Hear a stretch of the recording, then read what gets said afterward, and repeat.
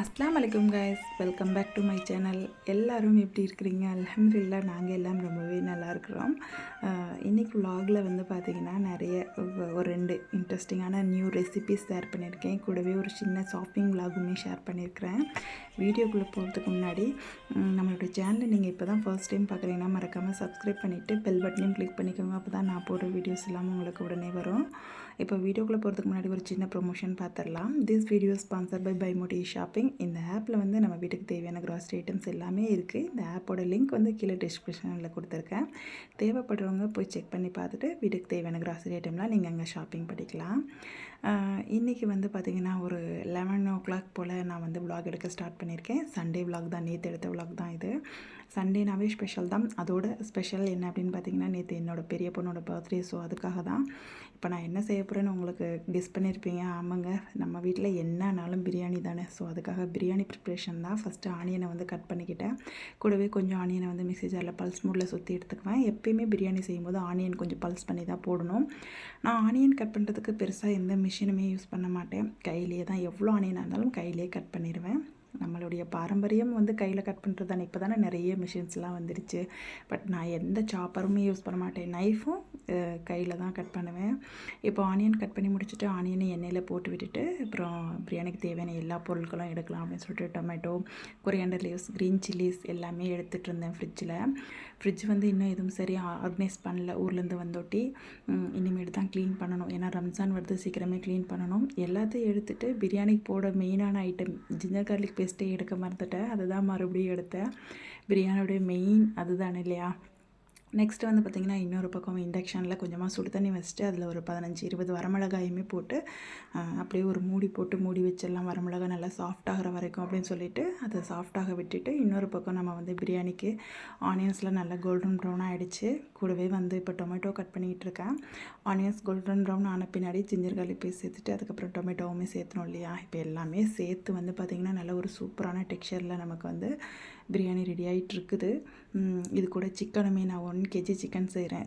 இன்றைக்கி வந்து பார்த்திங்கன்னா கொஞ்சம் கம்மியான குவான்டிட்டியில் தான் செய்கிறோம். ஸோ அதுக்காக 1 kg அளவுக்கு 1 kg சிக்கன் சேர்த்துருக்கேன். கூடவே வந்து 1.5 kg ரைஸ் சேர்த்த போகிறேன். அதுக்காக தான் இப்போ சிக்கனுமே சேர்த்து நல்லா வந்து மசாலாலாம் வணங்கி வந்துடுச்சு. இப்போ நான் அந்த வரமிளகாய் எதுக்கு ஊற வச்சேன் அப்படின்னு பார்த்தீங்கன்னா, இப்போ வந்து ஒரு சிக்கன் சுக்கா ரெசிபி உடுப்பி ஸ்டைலில் கொஞ்சமாக ஒரு மல்லி 2 ஸ்பூன் அளவுக்கு மல்லி, 1 டீஸ்பூன் சீரகம், 1 டீஸ்பூன் சோம்பு, 15-20 வரமிளகா, 1 டீஸ்பூன் வந்து பார்த்திங்கன்னா நம்ம ஊற வச்ச வரமிளகா அதை சேர்த்துட்டு அந்த தண்ணியில் பார்த்தோன்னா அவ்வளோ ஒரு டஸ்ட்டெல்லாம் இருந்துச்சு. உடனே எங்கள் மாமியார் கிட்ட காமிச்சு, இங்கே பாருங்கம்மா எவ்வளோ டஸ்ட் இருக்குது அப்படின்ட்டு.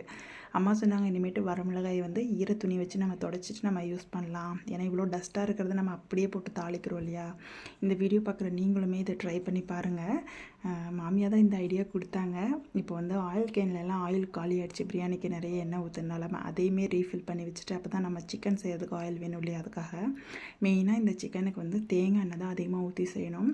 ஸோ தேங்காய் எண்ணெய் தான் அதிகமாக சேர்த்துருக்கேன். இப்போ நம்ம போட்ட மசாலாஸ் எல்லாம் இந்த அளவுக்கு நல்லா ஃபைன் பேஸ்ட்டாக அரைச்சி எடுத்துகிட்டு அந்த ஆயிலில் அப்படியே இந்த மசாலாவை சேர்த்து நல்லா மிக்ஸ் பண்ணிக்கலாம். இது வந்து எங்கள் ஊர் ஸ்டைல் ரெசிபி தான்.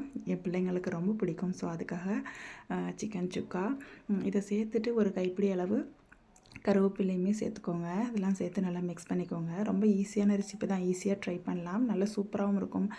இது சைடிஷாகவும் யூஸ் பண்ணலாம். நீங்கள் வந்து பரோட்டா அந்த மாதிரி கூட நீங்கள் யூஸ் பண்ணலாம். இங்கே வந்து மட்டர் ரைஸ் இருக்கு இல்லையா, அதுக்கு வந்து கொடுப்பாங்க. இப்போ 1 kg சிக்கனை நல்லா வந்து பொடுசாக கட் பண்ணி எடுத்துருக்கேன். ரொம்ப பெரிய பெரிய பீசஸாக போடக்கூடாது, கொஞ்சம் பொடுசாக தான் போடணும். மசாலா நல்லா பச்சை வாசனை போன பின்னாடி ஒரு 5 minutesலேயே பச்சை வாசனை போயிடும். அதுக்கப்புறம் நம்ம எடுத்து வச்சுருக்க சிக்கனையும் சேர்த்துட்டு அதை நல்லா ஒரு 5 நிமிஷம் கிண்டி விட்டுட்டு அதுக்கப்புறம் ஜாரை கழுவி லைட்டாக தண்ணி ஊற்றணும். நம்ம எப்பயுமே அப்படி தான் செய்வோம் இல்லையா. ஜாரில் இருக்கிறதில்ல மசாலாஸில் இதில் இறங்கணுங்கிறதுக்காக போட்டுட்டு லிட் க்ளோஸ் பண்ணிவிட்டேன். திடீர்னு நினப்பு வந்துச்சு, உப்பு போட மறந்துட்டோமே அப்படின்னு சொல்லிட்டு. வடை போச்சு இந்த மாதிரி உப்பு போடாட்டி அவ்வளோதான் அந்த இது ரெசிபி. ஸோ அதனால் உப்பையுமே போட்டு விட்டுட்டேன். நான் இது வரைக்கும் வந்து உப்பு போடாமல் சமைச்சது எப்போ அப்படின்னு பார்த்தீங்கன்னா, என் கல்யாணத்துக்கு முன்னாடி வந்து மேரேஜ் அலைன்ஸ் பார்த்து வச்சுருக்கும் போது கல்யாண பேச்செல்லாம் வீட்டில் போயிட்டுருக்கும்போது ஒரு 2 தடவை உப்பு போடாமல் சாதம் வச்சுட்டேன். ஒரு தடவை வந்து உப்பு போடாமல் குழம்புமே வச்சுட்டேன். அப்போ வீட்டில் இருக்க எல்லாமே கிண்டல் பண்ணாங்க, என்ன மாப்பிள்ளை நினப்பில் உப்பு போடாமல் வச்சுட்டியோ அப்படின்னு சொல்லி சொன்னாங்க. அப்படின்னு கூட இருந்திருக்கலாம் கண்டிப்பாக. அதெல்லாம் ஒரு ஸ்வீட்டான மெமரிஸ் தான் இல்லையா அந்த டைமு. நீங்களுமே இந்த மாதிரி பண்ணதுண்டா அப்படின்னு சொல்லி சொல்லுங்கள். ஆனால் அதுக்கப்புறம் மேரேஜுக்கு அப்புறம் நான் உப்பு போடாமல் சமைச்சதே கிடையாது. உப்பு ரொம்ப முக்கியம். உப்பில்லா பண்டம் குப்பையிலேன்னு சொல்லுவாங்க இல்லையா, அந்த மாதிரி தான். இப்போது சிக்கனுமே அடுப்பில் வச்சுட்டு ஒரு பக்கம் இன்றைக்கி வந்து ஒரு அரேபியன் ஸ்வீட் ரெசிபி அதுதான் நம்ம குனாஃபா செய்ய போகிறேன். அதுக்கு வந்து ஒரு 2 டீஸ்பூன் அளவுக்கு கார்ன்ஃப்ளவர், ஒரு 10 ரூபா பேக்கெட் பால் பவுடர், அண்ட் வந்து பார்த்திங்கன்னா கொஞ்சமாக ஒரு 1/4 கப்பு சுகரு, 1/4 கப் வந்து கொக்கோ பவுடர். இன்றைக்கி வந்து எல்லாருமே ப்ளைனாக உள்ள ஸ்டஃபிங் வைக்கிறாங்க. என் பொண்ணுக்கு, பெரிய பொண்ணுக்கு பார்த்திங்கன்னா மேக்ஸிமம் இந்த சாக்லேட் அப்படின்னாவே ரொம்ப பிடிக்கும். அந்த சாக்லேட் ஃப்ளேவரு, அந்த கொக்கோ பவுடர் ஃப்ளேவரு, அந்த சாக்லேட்டோட அந்த டேஸ்ட் ரொம்ப பிடிக்கும். ஸோ அதனால் சாக்லேட் ஸ்டஃபிங் வச்ச மாதிரி குனாஃபா நான் ட்ரை பண்ணலாம் அப்படின்னு சொல்லிட்டு, இது வந்து ப்ளைன் குனாஃபா அந்த ஒயிட் கலரில் வைக்கிறது தான் நான் பார்த்துருக்கேன். பட் இந்த சாக்லேட் வச்சு பண்ணுறது என்னோடய ஓன் ஐடியா தான். நமக்கு வந்து சமையலில் வந்து சொல்லியா தரணும், எதில் போட்டால் எந்தெந்த டேஸ்ட் வரும் அப்படிங்கிறது நம்மளோட திங்கிங் தான் இல்லையா, ஓன் திங்கிங் தான். சமைக்கிறதே பொதுவாக வந்து பார்த்திங்கன்னா ஒரு நல்ல ஒரு இன்ட்ரெஸ்ட்டாக நம்ம வந்து ஆசைப்பட்டு சமைக்கும்போது ரொம்பவே சூப்பராக வரும். ஸோ அந்த மாதிரி திங்க் பண்ணி நான் இன்றைக்கி சாக்லேட் ஸ்டஃபிங் வைக்க போகிறேன் உள்ள குனாஃபாக்குள்ளே. ஃபஸ்ட்டு வந்து எல்லாமே சேர்த்திட்டு ஒரு பெரிய கப்பில் 1/2 லிட்டர் பால் எடுத்திருக்கேன். அதை வந்து பாதி பால் மட்டும் சேர்த்துட்டு கட்டி இல்லாமல் லம்சஸ் எதுவும் இல்லாமல் நல்லா மிக்ஸ் பண்ணிக்கலாம். அடுப்பு எதுவும் பற்ற வைக்காதீங்க. அப்புறம் வந்து நல்லா கரைச்சிக்கிட்டே இருந்தேன், கட்டி போகவே இல்லை. அப்புறம் எனக்கு திடீர்னு வந்து ஃப்ளாஷ் ஆச்சு, இந்த சாக்லேட் பவுடர் வந்து பார்த்திங்கன்னா அடுப்பில் வச்சாலே லைட்டாக மெல்ட் ஆக ஆரம்பிச்சிடும். ஸோ அதுக்காக மீதி இருக்க பாலையுமே ஊற்றிட்டு ஸ்டவ் ஆன் பண்ணிவிட்டு கை விடாமல் கிளறி விட்டுக்கிட்டே இருந்தேன். அப்புறம் கிளறும் போதே வந்து நமக்கு லம்சஸ்லாம் போயிடுச்சு. இப்போ வந்து பார்த்திங்கன்னா பிரியாணி அரிசியெல்லாம் போட்டு இப்போ மேலாக நெய் ஊற்றிட்டு தம் வச்சுட்டேன். கேஷ்யூ நட்ஸ் போடலை, இன்றைக்கி கேஷ்யூ நட் இல்லாதனால கேஷ்யூ நட் போடல. அப்படியே தம் விட்டுட்டு இந்த பக்கம் கைவிடாமல் கிண்டலாம் அப்படின்னு சொல்லிட்டு கைவிடாமல் கிண்டிக்கிட்டு இருந்தேன். ஒரு 5 to 10 மினிட்ஸ்லேயே வந்து பார்த்திங்கன்னா நமக்கு இந்த மாதிரி கிடச்சிரும். கட்டி எதுவும் இல்லாமல் நல்லா ஸ்மூத்தான பேட்டராக கிடச்சிரும். இப்போ நம்ம ஸ்டவ்வை ஆஃப் பண்ணிவிட்டு அப்படியே இது கூல்டவுன் பண்ண விட்டுடலாம். கூல்டவுன் ஆன பின்னாடி தான் நம்ம வந்து குனாஃபா செய்ய போகிறோம். இதுக்கப்புறம் வந்து பார்த்திங்கன்னா இந்த மாதிரி நல்ல ஒரு பெரிய பேனில் வந்துட்டு நல்லா அடியில் வந்து பட்டர் வந்து நல்லா க்ரீஸ் பண்ணிவிடுங்க. பட்டர் க்ரீஸ் பண்ணி விட்டுருங்க. ஒரு பக்கம் சிக்கனுமே வந்து வெந்துக்கிட்டு இருக்குது. பார்த்திங்களா, சூப்பராக வந்து எண்ணெய் பிரிஞ்சு சிக்கன் சுக்கா ரெடி ஆகிட்டுருக்கு. இது வந்து இந்த அளவுக்கு இல்லாமல் இன்னுமே கொஞ்சம் ட்ரை ஆகணுங்கிறதுக்காக ட்ரை ஆக விட்டுட்டு மறுபடியும் நம்ம இறக்கும்போது கண்டிப்பாக தவறாமல் தேங்காய் எண்ணெய் இல்லை நெய் எது வேணால் சேர்த்துக்கோங்க. நெய் சேர்த்தா கீ ரோஸ்ட் மாதிரி ஆகிடும். நான் இன்றைக்கி தேங்காய் எண்ணெய் தான் சேர்த்துருக்கேன். தேங்காய் எண்ணெய் சேர்த்துட்டு கைப்பிடி அளவு மல்லி இலை, ஒரு கைப்பிடி அளவு வெள்ளை எள் இதையுமே சேர்த்துருக்கேன். இந்த வெள்ளை எள் வந்து சிக்கனுக்கு ஒரு நல்ல டேஸ்ட் கொடுக்கும். நீங்கள் கீ ரோஸ்ட் பண்ணுறீங்கன்னா சேம் இதே மெத்தடில் பண்ணிவிட்டு கீ ஊற்றிட்டு முந்திரி பருப்பை கீயில் வறுத்து சேர்த்துக்கோங்க. இப்போ இன்னொரு பக்கம் குனாஃபா செய்ய வேண்டிய சேமியா எடுத்து நல்லா உடச்சி வச்சு ஒரு பொருளில் போட்டு வச்சுக்கிட்டேன். அது கூட மெல்டட் பட்டரையுமே ஊற்றி நல்லா மிக்ஸ் பண்ணிக்கலாம். அப்புறம் நம்ம ஆல்ரெடி பேனில் வந்து பட்டர் தடவி வச்சுருக்கோம் இல்லையா, அதில் வந்துட்டு ஃபஸ்ட்டு ஒரு லேயர் வந்து நம்ம சேமியானை ஃபுல்லாக வந்து லேயராக போட்டு விட்டுடலாம். ஒரு லேயர் போட்டு விட்டுட்டு நல்லா ஸ்ப்ரெட் பண்ணி நல்லா ஈவனாக எல்லாம் நல்லா ஸ்ப்ரெட் ஆன பின்னாடி நம்ம வந்து அதை ரெடி பண்ணி வச்சுருக்கோம் இல்லையா, சாக்லேட்டோடு சேர்த்து ஒரு க்ரீம் மாதிரி ரெடி பண்ணி வச்சுருக்கோம் இல்லையா, அந்த க்ரீமை வந்து இப்போ இதில் மேலே வைக்க போகிறோம். குனாஃபா வந்து நான் வந்து இது வரைக்கும் சாப்பிட்டதே இல்லை. இந்த தடவை தான் ஃபஸ்ட் டைம் வீட்லேயே ட்ரை பண்ணலான்னு சொல்லிட்டு ஒரு பக்கம் சுகர் சிரப்புமே ரெடி பண்ணலாம் அப்படின்னு சொல்லிட்டு 1 கப் சுகர், 1 டம்ளர் தண்ணி சேர்த்து அடுப்பில் வச்சு விட்டாச்சு. இப்போ நம்ம ரெடி பண்ணி வச்சுருந்த அந்த க்ரீம் வந்து பார்த்திங்கன்னா நல்லா கூல் டவுன் ஆகிடுச்சு. இப்போது நம்ம வந்து இந்த சேமியா மேலே ஈவனாக நல்லா ஸ்ப்ரெட் பண்ண போகிறோம். ஃபஸ்ட்டு நான் ஒரு கரண்டி 2 கரண்டியாக எடுத்து போட்டு பார்த்தேன். அது ரொம்ப டைம் ஆகிற மாதிரி இருந்துச்சு. அப்படியே பேனில் இருக்கிறது எல்லாம் நல்லா கவுத்து விட்டு வலிச்சு நல்லா வந்து பார்த்திங்கன்னா இந்த மாதிரி ஒரு ஃப்ளாட்டான கரண்டி வச்சு ஈவனாக நல்லா ஸ்ப்ரெட் பண்ணி விட்டுருங்க. குனாஃபா வந்து பார்த்திங்கன்னா என் பொண்ணு, ரொம்ப பெரிய பொண்ணு வந்து ரொம்ப நாளாக ஆசைப்பட்டுட்டே இருந்தால், எங்கள் ஊரில் வந்து மணிப்பாலில் ஒரு ஹோட்டலில் மந்தி குனாஃபாலாம் கிடைக்குதுன்னு சொல்லியிருக்காங்க. நாங்கள் இன்னும் போகலை. கண்டிப்பாக போகணுன்னு நான் அதோட ரீல்ஸுமே நான் உங்களுக்கு ஷேர் பண்ணுறேன்.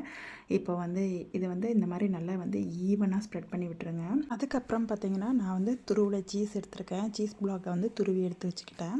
உங்கள்கிட்ட மொசரல்லா சீஸ் இருந்தாலுமே நீங்கள் அதுவுமே யூஸ் பண்ணலாம். துருவின சீஸை வந்து மேலே வந்து நல்லா தூவி விட்டுட்டு மீதி இருக்க சேமியானுமே நம்ம வந்து இந்த க்ரீம் மேலே போட்டு அப்படியே வந்து செட் பண்ணிடலாம். இதுக்கு முன்னாடி நீங்கள் யாராவது குனாஃபா ட்ரை பண்ணியிருக்கீங்களா? அது எப்படி வந்துச்சு? நல்லா வந்து சூப்பராக வந்துச்சா? டேஸ்ட் எப்படி இருந்துச்சு அப்படிங்கிறத என் கூட கமெண்ட்ஸில் ஷேர் பண்ணுங்கள். இந்த குனாஃபா வந்து பார்த்திங்கன்னா ஒரு அரேபியன் டிஷ்.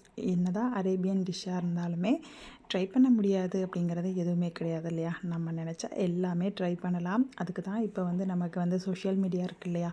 நம்ம சோஷியல் மீடியாவில் வந்துட்டு நிறைய வந்து ஆப்ஷன்ஸ் இருக்குது. யூடியூப்லயா இருக்கட்டும், இன்ஸ்டாகிராம்லையா இருக்கட்டும், நிறைய வந்து ரெசிபி ஷேர் பண்ணுறாங்க. அதெல்லாம் பார்த்துட்டு எப்படி பண்ணுறாங்கன்னு பார்த்துட்டு நம்மளும் அப்படியே ட்ரை பண்ண வேண்டியது தான்.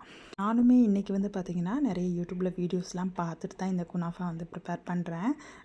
ஆல்மோஸ்ட் டன் ஆகிடுச்சு நம்மளுடைய எல்லா ஒர்க்கும். கொஞ்சம் வந்து அதை செட் பண்ணுற வரைக்கும் நமக்கு கொஞ்சம் ஒர்க் இருக்கிற மாதிரி இருக்கும். ஸோ எல்லாத்தையும் செட் பண்ணி விட்டுட்டு நம்ம இதை அப்படியே லிட் க்ளோஸ் பண்ணி லோ ஃப்ளேமில் தான் குக் பண்ணணும். நான் வந்து என்ன பண்ணிட்டேன் அப்படின்னு பார்த்தீங்கன்னா, சரி இண்டக்ஷன்லேயே வச்சிடலாம் அப்படின்னு சொல்லிட்டு ஃபஸ்ட் டைம் வந்து இண்டக்ஷனில் வச்சு 200லேயே வச்சுட்டு ஒரு 15 மினிட்ஸ் குக் பண்ணேன். குக் பண்ண பின்னாடி எப்படி வந்துச்சுன்னு பாருங்கள். இப்போ சுகர் சிரப்பு வந்து ரெடி ஆகிட்டு இருந்துச்சு. அதில் கொஞ்சமாக வெண்ணிலா எசன்ஸுமே சேர்த்துக்கிட்டேன். அந்த ஃப்ளேவர் வந்து ரொம்ப நல்லாயிருக்கும் அப்படிங்கிறதுக்காக கொஞ்சமாக வெண்ணிலா எசன்ஸ் சேர்த்துக்கிட்டேன். இது வந்து ஆப்ஷனல் தான், நீங்கள் தேவைப்பட்டால் சேர்த்துக்கலாம். இந்த மாதிரி லிட் க்ளோஸ் பண்ணி மீடியம் ஃப்ளேமில், ரொம்ப லோ ஃப்ளேமில் தான் நம்ம வச்சு குக் பண்ணணும் பொறுமையாக. இப்போ நமக்கு வந்து கமன்னு பிரியாணி ரெடி ஆகிடுச்சு. நல்ல கலர்ஃபுல்லான பிரியாணி ஆவி பறக்க இருக்குது. இன்னொரு பக்கம் பிரியாணிக்கு சைட் டிஷ் ரைத்தா இல்லாமலா அப்படின்னு சொல்லிட்டு நான் அதுக்குமே ப்ரிப்பேர் பண்ணிகிட்ருக்கேன். லாஸ்ட்டு ஃபைனல் டிஷ் இது தான். இதோடு முடிச்சுட்டு கிச்சனை விட்டு வெளியே ஓடிட வேண்டியது தான் அப்படின்னு நினச்சிக்கிட்டே பண்ணிகிட்டு இருந்தேன். இப்போ வந்து பார்த்திங்கன்னா ஆல்மோஸ்ட் 15 மினிட்ஸ் டன் ஆகிடுச்சு. இதை வந்து திருப்பி போட்டு மறுபடியும் இன்னொரு 15 மினிட்ஸ் வேக வைக்கணும். ஸோ அதுக்காக ஒரு பிளேட்டை மேலே வச்சுட்டு ரொம்ப பொறுமையாக வந்து நான் வந்து என்னமோ பெரிய இதை மலையை முறிக்கிற மாதிரி இருந்துச்சு எனக்கு. அதை வந்து எடுக்கும்போது பார்த்திங்கன்னா அப்போயே கொஞ்சம் லைட்டாக ஷேப் வந்து மிஸ் ஆகிடுச்சு. பட் அடியில் லைட்டாக ரோஸ்ட் ஆயிருந்துச்சு. ஏன்னா 200ல் வச்சனால கொஞ்சம் ரோஸ்ட் வந்து கம்மியாக தான் ஆயிருக்கும் போல். நான் வந்து 400ல் வச்சா எச்சா கருகிரும் அப்படின்னு சொல்லிட்டு 200ல் தான் வச்சேன். இந்த டைம் நெக்ஸ்ட் டைம் நம்ம வந்து இதை வந்து அடுப்பில் வச்சிடலாம் அப்படின்னு முடிவு பண்ணிவிட்டு லைட்டாக ஷேப்பை மொத்தம் அப்படியே சரி பண்ணி விட்டுட்டு மறுபடியும் அந்த பேனில் அப்படியே போட்டு நான் வந்து மறுபடியும் லிட் க்ளோஸ் பண்ணி வந்துட்டு இந்த தடவை கேஸில் வச்சிடலாம் அப்படின்னு சொல்லிட்டு கேஸில் வைக்க போகிறேன். ஸோ பார்த்திங்களா வந்து நல்லா தான் செட் ஆகிருக்கு. பட் ஆனால் அடியில் லைட்டாக கொஞ்சம் உடஞ்ச மாதிரி இருந்துச்சு. பட் ஆனால் மறுபடியும் அதே பொசிஷனில் சூப்பராக செட் பண்ணியாச்சு. ஒரு வழியாக எல்லா வேலையும் முடித்தாச்சு. இப்போ வந்து ஃபைனலாக சாப்பிட போகிறோம். இந்த தடவை வந்து பார்த்திங்கன்னா வீடியோவில் ஒரு ஆள் மிஸ்ஸிங். கெஸ் பண்ணிங்களா என்னன்னு தெரியல. ஏன் அண்ணா பொண்ணு, அண்ணா இருக்கான், அண்ணா பொண்ணும் அண்ணியும் வந்து பார்த்திங்கன்னா ஊரில் இருக்காங்க. மேரேஜ் ஃபங்க்ஷன் போனோம் இல்லையா? ஸோ அவங்க வந்து அம்மா வீட்டில் ஒரு 10 நாள் இருந்துட்டு வரேன்னு சொன்னாங்க. அதனால் அம்மா வீட்டில் விட்டு வந்தாச்சு. ஸோ அதனால் இன்றைக்கி வந்து நாங்கள் மட்டும்தான் இருக்கோம். இப்போ வந்து குனாஃபா வந்து அடுப்பில் வச்சு எடுத்து எல்லாம் முடிஞ்சிச்சு. சாப்பிட்டு முடித்த பின்னாடி குனாஃபா கட் பண்ணலாம் அப்படின்னு சொல்லிட்டு ஒரு பிளேட்டுக்கு ட்ரான்ஸ்ஃபர் பண்ணிவிட்டு மேலே வந்து இந்த பிஸ்தா இருக்கு இல்லையா, அதை வந்து நல்லா க்ரஷ் பண்ணிவிட்டு மேலே தூவிட்டு சுகர் சிரப் ரெடி பண்ண சுகர் சிரப்புமே நம்ம வந்து மேலே ஃபுல்லாக சுற்றி ஊற்றிட்டு சைட்லேயுமே எல்லா பக்கமும் ஊற்றிட்டு, என் பொண்ணுக்கு இன்றைக்கி பர்த்டேக்கு வந்து கேக் கட் பண்ணல. சரி கேக் கட் பண்ணுறதுக்கு பதிலாக குனாஃபா கட் பண்ண அப்படின்னு சொல்லி விட்டாச்சு. நம்ம கேக்கெல்லாம் கட் பண்ணுறதில்ல, பட் குனாஃபாவை கேக்காக நினச்சி கட் பண்ணிட்டா. ஓகே, இப்போ ஃபைனலாக நம்ம ரெடி பண்ண குனாஃபாவை கட் பண்ணலாம். குனாஃபா கட்டிங் தான். எப்படி இருந்துச்சு அப்படிங்கிறத பார்க்கலாம் வாங்க.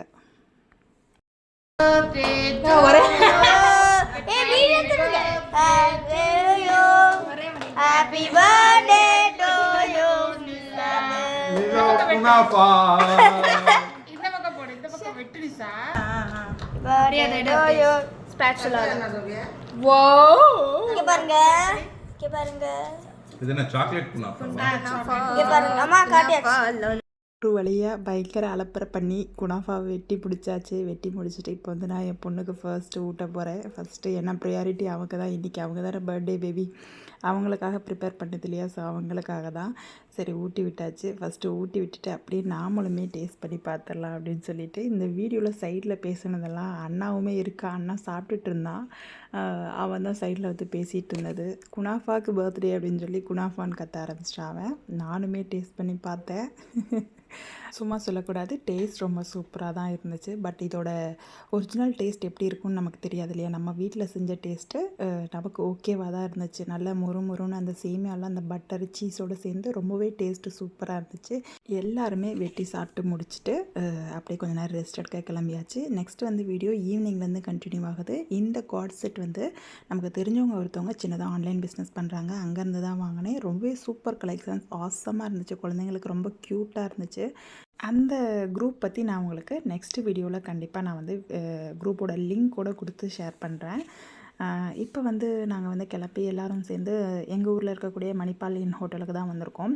இங்கே வந்து பர்த்டே செலிப்ரேட் பண்ண போகிறோமா அப்படின்னு நினச்சிக்காதீங்க. பர்த்டே செலிப்ரேஷன்லாம் வீட்டோட முடிஞ்சிருச்சு. நம்ம வீட்டில் எப்பயுமே பிரியாணி ஆக்கி சாப்பிட்டா அதோட செலிப்ரேஷன் முடிஞ்சுன்னு தான் அர்த்தம்.